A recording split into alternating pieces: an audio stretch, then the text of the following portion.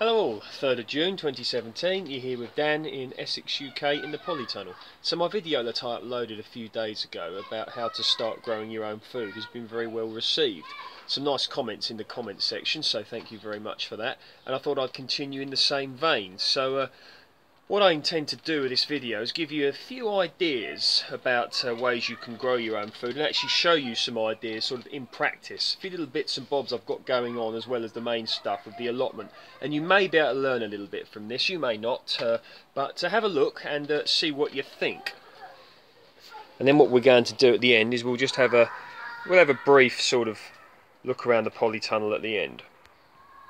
Okay, so we'll start down here. Now, these are some beans, and what we've got here, these are dwarf beans, variety Speedy, and I've got them set in these pots. Now, as you know, I've also got some of these set at my allotment, but I put some in these tubs as well, simply so that I can show you what can be grown in a small tub or in a small space. So take a look. Now there's 3 in each one. That one doesn't look particularly impressive, but never mind. They all look good there, and look good there. Now these came from one of them bargain places for £1. I mean, you can get these. You can probably get pots like this for free somehow if you just take your time and look around.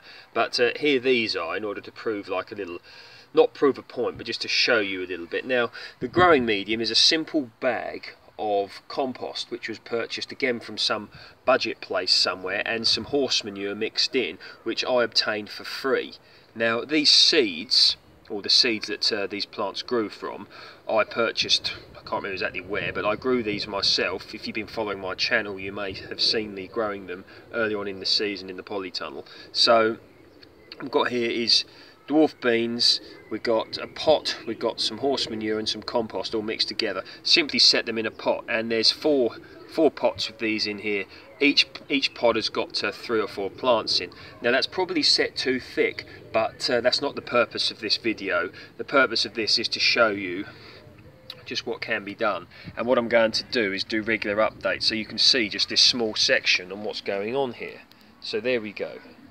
And here, got some runner beans. Now, got some slightly bigger pots for these, and simply just got a bit of wood for them to grow up, okay? So I'm sure somehow you can find yourself a bit of wood, even just a stick. And these runner beans, again, I grew from seed. I think the seeds came from Savers, but I purchased the seeds and I grew them myself in the polytunnel, and you can see the growth that they've got coming up there. Once again, the growing medium is the same. It is horse manure and compost, potting compost, all mixed together. And here we go.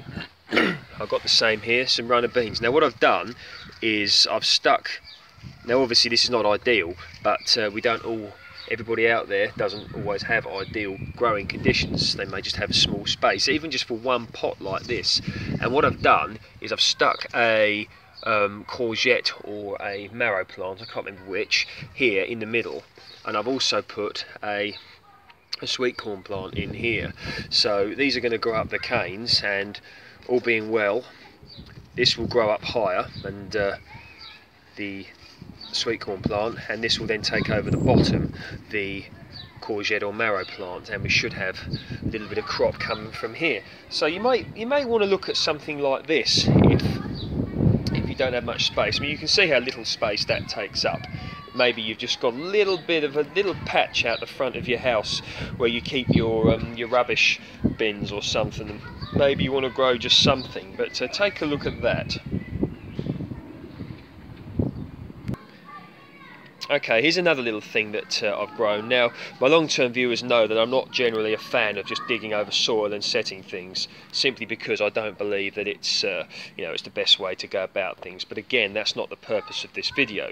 The purpose of this, what I'm showing you, I should say, what I've done here is I've simply turned over some soil using a spade or a fork, edged it nice and neat, and I've proceeded to set some things straight into it. So if all you've got is a little space like this, got some loud neighbours at the moment, but we won't worry too much about that.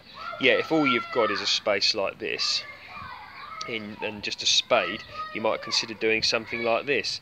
And these here, these things to grow up, I obtained these for free, so I'm sure that you can maybe try and find something like that. And I've set some runner beans up it.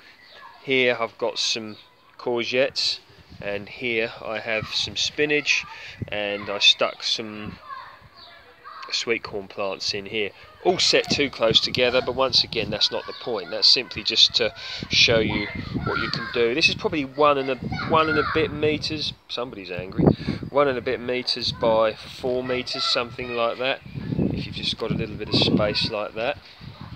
So that's one thing you could consider doing. Okay, so if you've got a bit more space and a little bit more time, and maybe a few sort of good ingredients in order to put in to your beds, you could look at doing something like this. So you can see here, these are some brassicas that I've got growing. My long-term viewers have seen these, but you can see how incredibly advanced they are. And I really didn't. I've grown these all from seed myself, and I didn't. You know, I didn't sow the seeds that long ago. I'm sure if you check out my videos from a few months ago, I probably did a video when I sowed them. Like, the spinach I was given, as was the purple sprouting broccoli, but I grew this Swiss chard, this kale myself. I grew these Brussels sprouts myself. So we've got Vate's blue curled kale, fill basket Brussels sprouts, more Vate's blue curled kale, and I also grew these myself as well, but I put them in later. And this is golden acre cabbage, so I put them in as well. Now, a couple of reasons for the success of these. The first reason is the fact that this soil is heavily enriched with fish blood and bone, good quality compost, horse manure, grass, vegetation matter, etc, etc. And I put it in there, and you can see just how these plants are doing. I mean, this is, you know, I could pick some of these and have some of these to eat tonight. So very happy about how that kale is looking. I mean, look at that. I mean, it's just amazing, isn't it? How quick you can do it. Of course, it's covered up with some netting, like this, and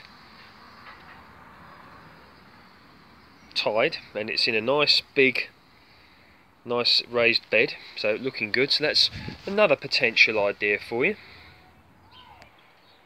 Okay, so we're into the polytunnel. Just close the door.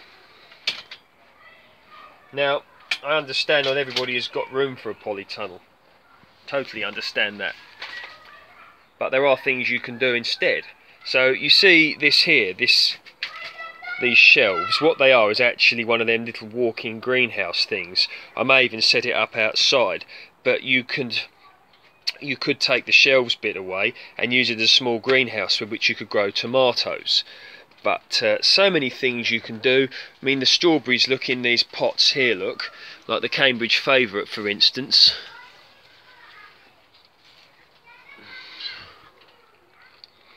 Oh, yeah, lovely. Something about Cambridge favourite. I don't know what it is. And we got the Symphony down there, look. Symphony again, and our Santa here. And take a look at these peaches whilst we're here. Looking really good. Now, you can see the clumps here. So, this is another thing about growing in a relatively small space. So you can see the size of this polytunnel. It's about, I think it's 3 meters by, or 2 meters by 4. I don't know, something along those lines. But it's a Feel Good UK one, and a few people have asked me, you know, which polytunnel it is and why I chose this one. And the reason why I chose this one is because it has this door. You can see a door with a, what do you call it? Hinge, not a hinge, latch, whatever. I had this simply because I didn't want one of them zip up, zip down ones with it sort of potentially could flap around and tear. So this is why I chose to get this one, Feel Good UK. Got it off Amazon, but you can look on the Feel Good UK website. Okay, now looking here, The bitter melons are doing very well. We've got some little flowers on them, and we've got a pepper plant here, and we've got a aubergine eggplant here. So these are looking good, and one thing I like about these is they really do have an earthy smell, and they make your polytunnel smell nice as the plants get bigger.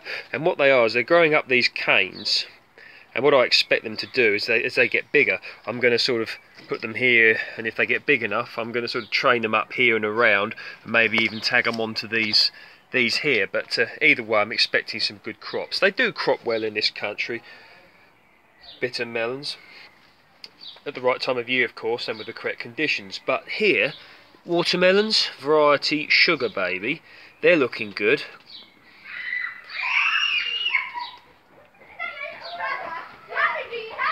Yes. And here we've got some more Sugar Baby watermelon plants, and what I'm going to do is grow them up like a I don't know what you call it, like a netting sort of thing, in order to conserve some space. And now here we go. Look at this. The cherries. This is variety Stella, Canadian variety. I believe this was one of the first self-fertile cherry trees that that was brought about to the general public, because obviously the problem with cherries is historically they were rather large trees, and you had to have different varieties in order for cross-pollination. So of course you bring about the Stella cherry, and obviously other varieties now. People can now have just one small tree grafted onto a rootstock like this and produce their own cherries. Granted, there aren't many cherries on this, and yeah, it's not the most impressive specimen, but certainly going to keep going with it, because some cherries are better than no cherries. Grapevine cuttings looking good here. So there you go. These are the things that you can maybe try yourself, and had a little tour around here of what's going on. So hoping everybody out there is doing well, enjoying the weather, and that their own gardening efforts are going in the direction they want. All the best, and speak soon. Oh yeah, we could talk a bit about these, couldn't we? These are drumstick tree, moringa, malungai, whatever you want to call it. And you can see they're growing, getting more sort of solid stems or trunks, whatever you want to call it. Same growing medium, the old horse manure and the compost. These are a tropical tree, so of course in the winter, if they're still around, they'll have to go inside. But all looking good indeed. Speak soon.